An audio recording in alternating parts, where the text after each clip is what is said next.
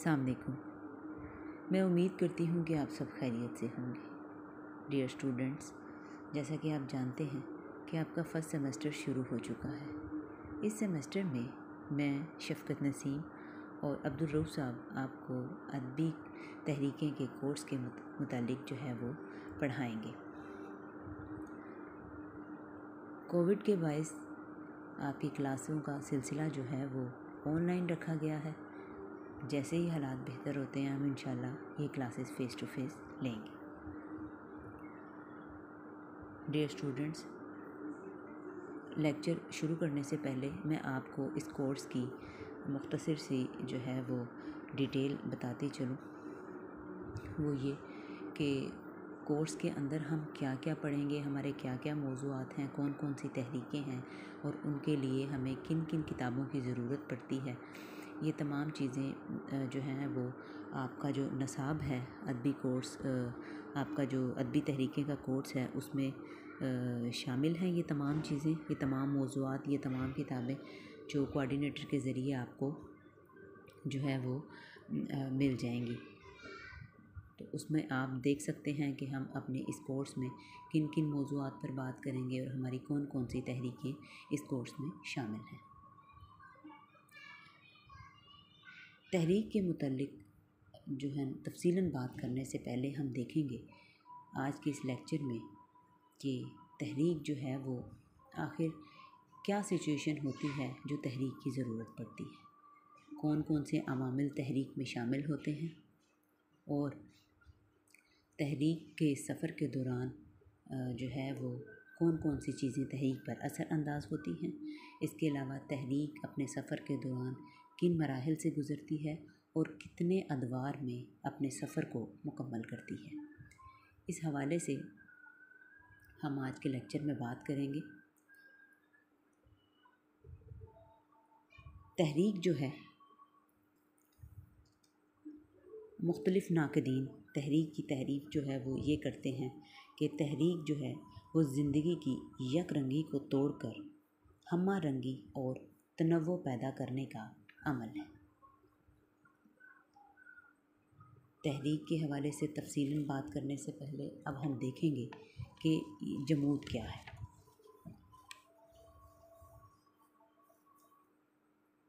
جب زندگی پر یک رنگی اور فرسودگی غالب آ جائے اور یہ ایک ہی ڈگر پر طویل عرصے تک چلتی رہے تو اس حالت کو جمود کا عنوان دیا جاتا ہے۔ جمود زندگی کے ارتقاء کو روک دیتا ہے اور انسان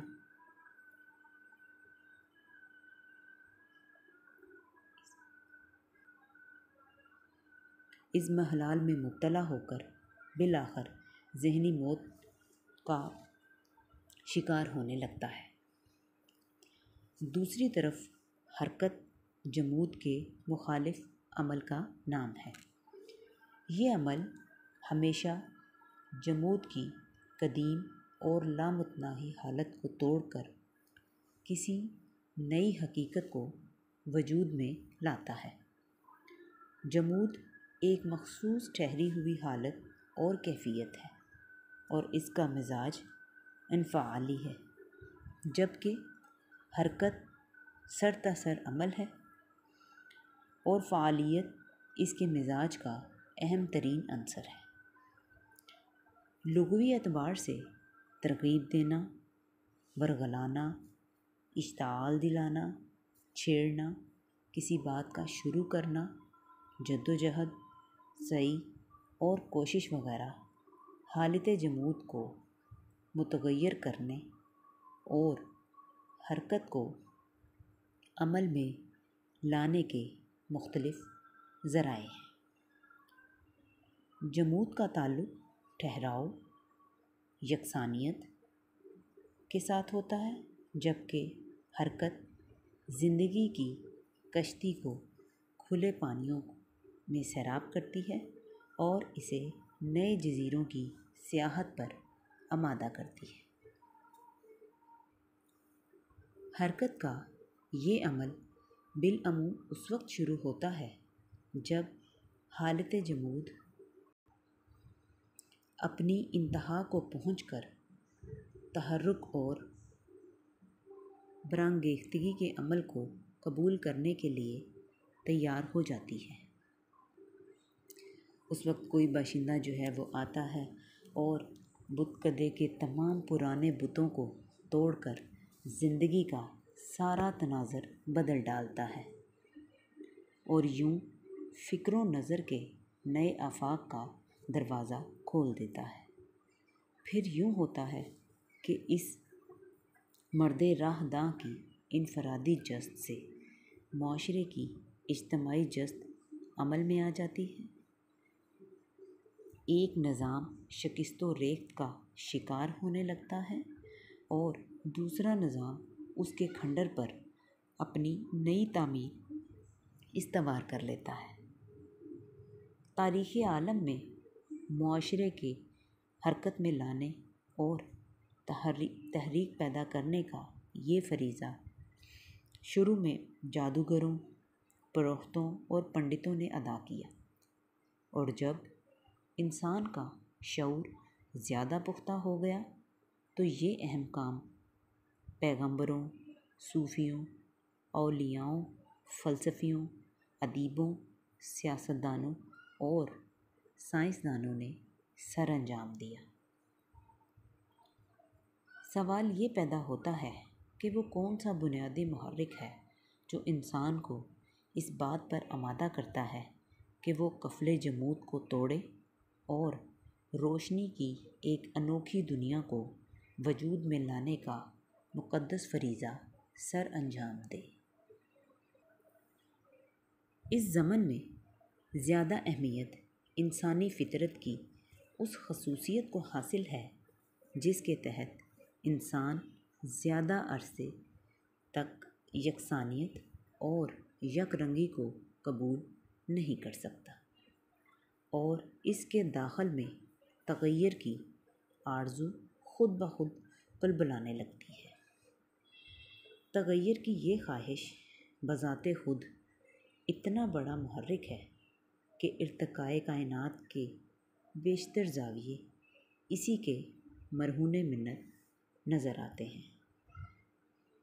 علم الابدان کے ماہرین نے تو انسانی جسم میں ایسی باریک بافتوں کا سراغ بھی لگایا ہے جو اسے خوب سے خوب تر کی تلاش پر مائل کرتی ہیں۔ چنانچہ انسان کی ذاتی دلچسپیاں، خواہشیں، احساسات اور رجحانات وغیرہ انہیں بافتوں کے عمل اور رد عمل کا نتیجہ ہیں۔ دراصل ماہرین طب کا یہ نظریہ انسان کے داخل سے تعلق رکھتا ہے اور عمل تغیر کے ان ماخذ تک رسائی عطا کرتا ہے جو انسانی جسم کے اندر فروغ پاتے ہیں اور جنہیں صرف محسوس کیا جا سکتا ہے۔ ٹائن پی نے تاریخ کا ایک مطالعہ میں معاشرے کا ایک خیال افروز تجربہ کیا ہے اور اس کا خیال ہے کہ معاشرے کی موجود حالت میں تبدیلی کا محرک خارج سے وارد ہوتا ہے۔ تغیر کے خارجی محرکات میں معاشی، معاشرتی اور سیاسی واقعات و حادثات کو نمایاں اہمیت حاصل ہے اور بعض اوقات قدرتی آفات مثلاً آندھیاں، زلزلے، طوفان وغیرہ بھی اس تغیر کو تیز تر کرنے میں بے حد اہم کردار ادا کرتے ہیں۔ مثال کے طور پر ایک سائنسدان کا خیال ہے کہ 14ویں صدی عیسوی میں جب مغرب میں شدید طوفان آئے تو یورپی انسان اچانک ذہنی طور پر بیدار ہو گیا اور تخلیقی سطح پر سانس لینے لگا۔ اس کی اس توجیب سے بہت سے ناقدین اور سائنسدان اتفاق نہیں کرتے، ایک اختلاف رکھتے ہیں اور انسان کی بیداری کو تمام تر معاشی عوامل کا نتیجہ قرار دیتے ہیں۔ تاہم طوفان باد و بارہ چونکہ یورپی انسان کو حالت جمود سے بیدار کرنے میں کامیاب ہوئے اور وہ زندگی کی پامال ڈگر کو خیر باد کہہ کر اپنے اطراف و جوانب میں دیکھنے اور زندہ رہنے کے لیے نئے وسائل کی تلاش پر آمادہ ہوا، اس لیے اس توجیہ کو نظر انداز کرنا ممکن نہیں۔ چنانچہ اس دور میں یورپی انسان کا تخلیقی سطح پر فعال ہونے کا واقعہ اتنا اہم ہے کہ اسے نشاط ثانیہ کا محرک بھی قرار دیا جاتا ہے۔ یعنی ایک رجحان پیدا ہوا کہ پرانی ڈگر کو خیر باد کہا جائے اور نئی جانب جو ہیں وہ قدم بڑھائے جائیں۔ اس تبدیلی یا تغیر کی یہ خواہش اگر ایک عام فرد تک محدود رہے تو اسے زیادہ اہم نہیں سمجھا جاتا، تاہم اگر اس خواہش کی تکرار لاشعوری طور پر ادبا اور شعراء کی تخلیقات میں بھی ہونے لگے تو اسے بالعموم رجحان کا نام دیا جاتا ہے۔ پھر اس انفرادی رجحان میں کئی اور لوگوں کے دلوں کی دھڑکنیں بھی شامل ہو جاتی ہیں تو اس کی اہمیت اور بھی بڑھ جاتی ہے اور یہ رجحان نسبتاً وسیع طبقے کا نمائندہ بن جاتا ہے۔ صحت مند رجحان ایک مینار نور کی مماثل ہوتا ہے جو اپنی روشنی کی کرنیں دور دور تک بکھیرتا اور گم کردہ راہ مسافروں کو مرکز نور کی طرف متوجہ کراتا ہے۔ رجحان کا اثر و عمل عام طور پر تیز رفتار نہیں ہوتا، بلکہ یہ آہستہ روی سے لوگوں کے خیالات کو منقلب کرنے اور انہیں اپنا ہم نوا بنانے کی کوشش کرتا ہے۔ کسی مخصوص رجحان کا جادو جب معاشرے کے ایک وسیع طبقے کو اپنی گرفت میں لینے میں کامیاب ہو جاتا ہے تو پھر ایک تحریک مرتب ہونے لگتی ہے۔ وہ یوں کہ رجحان کی مخفی، زیریں یا بے نام لہریں معاشرے کی سطح پر کروٹیں لینے لگتی ہیں اور پھر کسی خاص سمت میں متحرک ہو جاتی ہیں۔ لہٰذا رجحان اور تحریک میں ایک فرق تو یہ ہے کہ رجحان زیادہ تر بے نام اور بے صورت ہوتا ہے، جبکہ تحریک واضح خد و خال میں خود کو منکشف کرتی ہے۔ دوسرے رجحان بے سمت ہوتا ہے، جبکہ تحریک ایک تیز رفتار دریا کی طرح کسی خاص سمت میں رواں دواں رہتی ہے۔ پس رجحان جس تغیر کے لیے زمین ہموار کرتا ہے، تحریک اس کی تکمیل کے لیے جنگ لڑتی ہے اور بالآخر فتوحات کے ثمرات سمیٹنے کی کوشش کرتی ہے۔ ہر تحریک اپنا دائرہ عمل خود وضع کرتی ہے اور معینہ حدود میں رہ کر انسان اور معاشرے کی جامد حالت منقلب کرنے کی کوشش کرتی ہے۔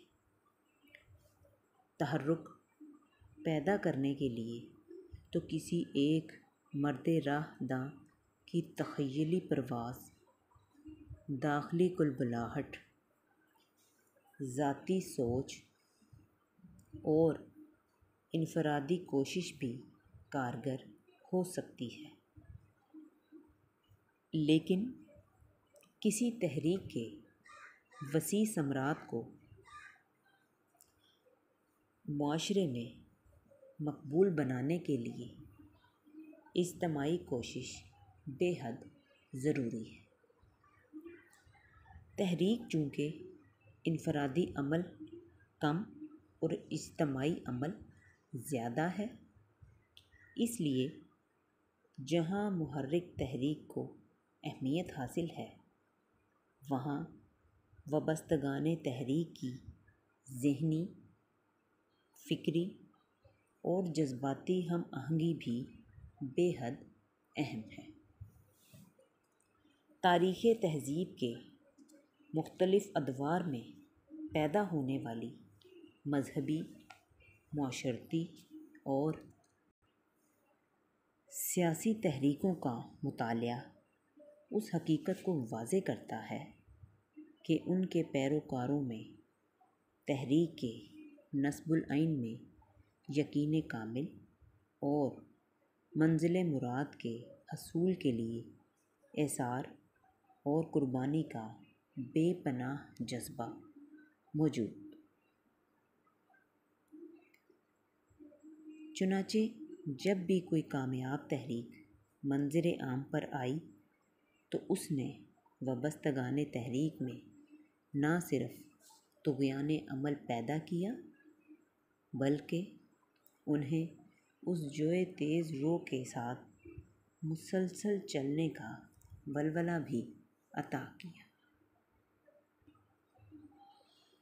ڈیئر اسٹوڈنٹس، تغیر و تبدل کی خواہش انسان کی فطرت میں شامل ہے۔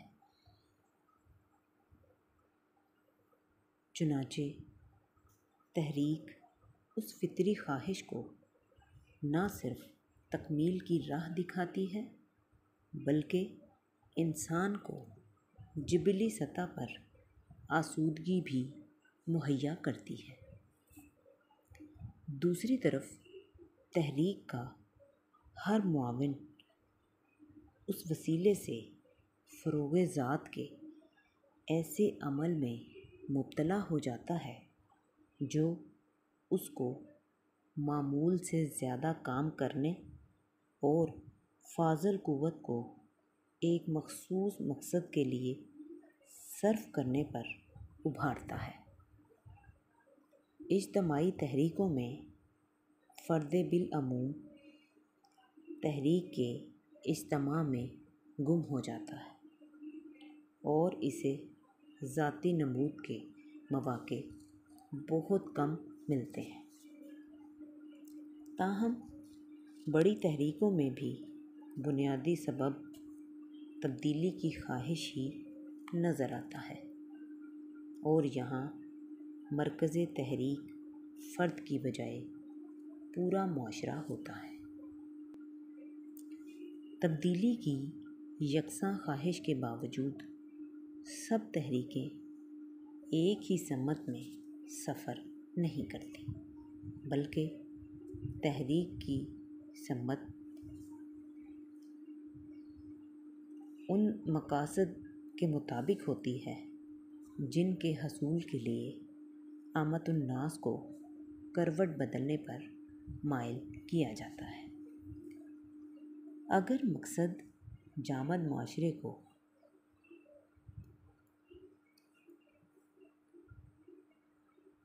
پرانے تصورات سے نجات دلا کر کسی نئی راہ پر گامزن کرنا ہو تو تحریک کا خط عمل آگے کی طرف بڑھتا ہے اور تحریک ماضی سے قطع تعلق کر کے مستقبل پر اثر انداز ہوتی ہے۔ اس صورت میں بالعموم پرانی روایت شکستہ ہو جاتی ہے اور تحریک کسی نئی روایت کو جنم دینے اور اسے وسیع پیمانے پر مقبول بنانے کی کوشش کرتی ہے۔ دوسری طرف مقصد اگر صرف معاشرے کی تطہیر اور موجود کی آلائشوں کو دور کرنا ہو تو تحریک کا خط عمل پیچھے کی طرف لوٹتا ہے۔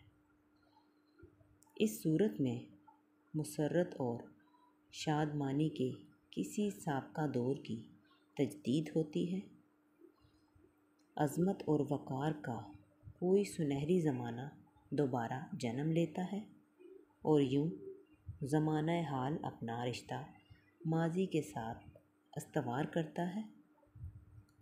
اس صورت میں سابقہ آزمودہ روایت کے ٹوٹے ہوئے ضابطوں پر دوبارہ عمل کیا جاتا ہے۔ جہت کے اعتبار سے اول الذکر تحریک ترقی کی طرف قدم بڑھاتی ہے اور مؤخر الذکر تحریک احیاء اور تجدید کے لیے کوشاں ہوتی ہے۔ دونوں صورتوں میں تحریک موجود کی قلب ماہیت کرتی ہے اور مقصد کے حصول کے ساتھ ہی تحریک کی کامیابی کا ایک دور مکمل ہو جاتا ہے۔ یہی وہ نازک مقام ہے جہاں بیشتر تحریکیں متحرک رہنے یا نصب العین متعین کرنے کے بجائے گزشتہ جدوجہد کے ثمرات سمیٹنے میں مصروف ہو جاتی ہیں۔ چنانچہ یہ صورتحال اگر زیادہ دیر تک قائم رہے تو معاشرے پر ایک مرتبہ پھر جمود طاری ہو جاتا ہے اور کسی نئی تحریک کا تار و پور مرتب ہونے لگتا ہے۔ دوسری طرف اس مرحلہ پر اگر تحریک کسی نئے لائحہ عمل کو بروئے کار لے آئے تو تحریک کو نیا ولولہ ملتا ہے اور تغیر کا عمل بھی جاری رہتا ہے۔ تحریک جو ہے وہ ابتداً انفرادی خیال، اشارہ یا تصور کی صورت میں کسی زیرک انسان کے ذہن میں پیدا ہوتی ہے اور کچھ عرصے تک اس کے باطن میں پرورش پاتی رہتی ہے، اور جب منظر عام پر آتی ہے تو افراد میں ایک مخصوص تاثر کو جنم دینے کی کوشش کرتی ہے۔ یہ تاثر اگر مثبت ہو تو اس تصور کے بارے میں ہمدردی کا جذبہ پیدا ہونے لگتا ہے، اور اگر تاثر منفی ہو تو اس کے خلاف جلد یا بدیر رد عمل شروع ہو جاتا ہے۔ دونوں صورتوں میں وہ تصادم عمل میں آتا ہے جو جمود کو توڑتا اور انسانی ذہن کو متحرک کر دیتا ہے۔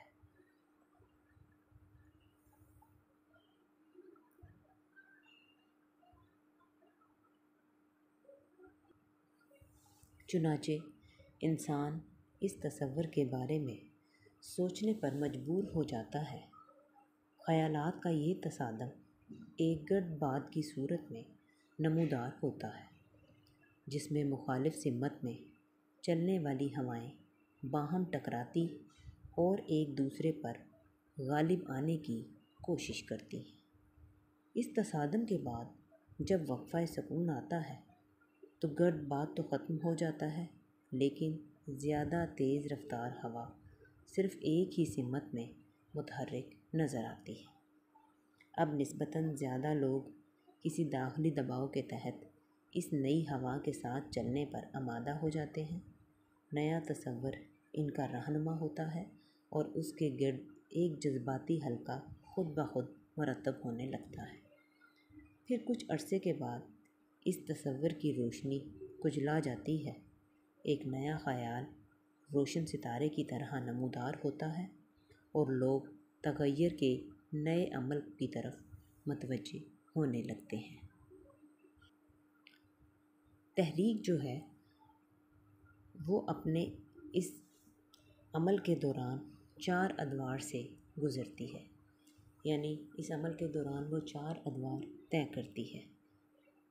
اول یہ جو تحریک کا اساسی تصور کی نمو کا دور کہلاتا ہے، یہ تحریک کا ابتدائی دور شمار ہوتا ہے اور اس میں تحریک کا رہنما پہلے اس تصور کے بارے میں اپنا ذہن صاف کرتا اور ایک واضح نظریہ مرتب نظر کرتا ہے، اور پھر رائے عامہ کو متاثر کرنے کے لیے پہلے اپنے رفقا کے سامنے اور پھر عوام کے سامنے یہ نظریہ پیش کرتا ہے۔ اگر یہ تصور خوبصورت اور موزوں طریقے سے پیش کیا جائے اور سابقہ جمود کی طویل دور نے تغیر قبول کرنے کے لیے زمین ہموار کر دی ہو تو یہ نظریہ بہت جلد قبولیت کا درجہ حاصل کرنے لگتا ہے۔ بصورت دیگر تحریک اس ابتدائی مرحلے میں ہی بجھ کر رہ جاتی ہے۔ تحریک کا دوسرا دور جو ہمدردانہ جذبے کے فروغ کا دور ہے، اس دور میں عوام کا ایک بڑا طبقہ تحریک کے بنیادی تصور سے ہمدردی کا اظہار کرنے لگتا ہے، جبکہ رجعت پسند طبقہ اس کے خلاف اپنے نظریات کی برتری ثابت کرنے کے لیے درپے جنگ ہو جاتا ہے، اور یوں نئے تصور نے جو تحرک پیدا کیا ہے اسے روکنے کے لیے مزاحمت شروع ہو جاتی ہے۔ تحریک اگر جاندار ہو تو آگے بڑھتی ہے اور نئے تصور کو بالادستی حاصل ہو جاتی ہے، اور اس کے ساتھ ہی تحریک اپنی کامیابی کا ایک دور مکمل کر لیتی ہے۔ تحریک کا تیسرا دور تقلید، پیروی اور فروغ نظریات کا دور کہلاتا ہے۔ اس دور میں تحریک زیادہ سے زیادہ لوگوں کو اپنی طرف متوجہ کرتی ہے۔ تحریک کا ویژن یا تصور اپنی روشنی دور دور تک پھیلانے اور عوام الناس کو اپنی جانب متوجہ کرانے میں کامیاب ہو جاتا ہے۔ تحریک اپنی نئی روایت مستحکم کرنے میں مصروف ہو جاتی ہے اور عوام اس روایت کی تقلید میں ذہنی اور روحانی مسرت محسوس کرنے لگتے ہیں۔ تحریک کا یہ دور کچھ زیادہ تخلیقی نہیں ہوتا، اس لیے اس میں تحرک کم اور سکون زیادہ ہوتا ہے۔ یہی وہ دور ہے جب تحریک سابقہ تحرک کے ثمرات سمیٹتی ہے اور نظریات کو مستحکم کرنے میں مصروف ہو جاتی ہے۔ تحریک کا یہ زمانہ بالعموم امن کا زمانہ ہوتا ہے، اور اب یہ آہستہ آہستہ یکسانیت کو قبول کرنے لگتی ہے۔ یہ دور بظاہر تحریک کا عروجی دور کہلاتا ہے۔ تحریک کا چوتھا دور زوال کا دور کہلاتا ہے۔ یک رنگی اور جمود کی متذکرہ بالا فضا اگر زیادہ لمبے عرصے تک جاری رہے تو ایک اور نیا خیال فروغ پانے کی کوشش کرتا ہے۔ پرانی تحریک اس نئے تصور سے متصادم ہوتی ہے اور بالآخر ایک نیا تصور توانا ہو تو ایک نئی تحریک کا پیش خیمہ بن جاتا ہے، اور پرانی تحریک اپنی طبعی عمر ختم کر کے اپنے نقوش زمانے کے سپرد کر دیتی ہے۔ ان چاروں ادوار میں پہلا اور دوسرا دور نسبتاً زیادہ اہمیت رکھتے ہیں۔ ان ادوار میں تحریک کا بنیادی محرک پیدا ہوتا ہے اور برتری حاصل کرنے کے لیے معاصرے خیالات سے متصادم بھی ہو جاتا ہے۔ ڈیئر اسٹوڈنٹس، تحریک کی ابتدائی حوالے سے اس لیکچر میں ہم نے باتیں کی ہیں۔ نیکسٹ ٹائم ایک نئے ٹاپک پر بات کریں گے۔ آپ کا بہت شکریہ۔ السلام علیکم۔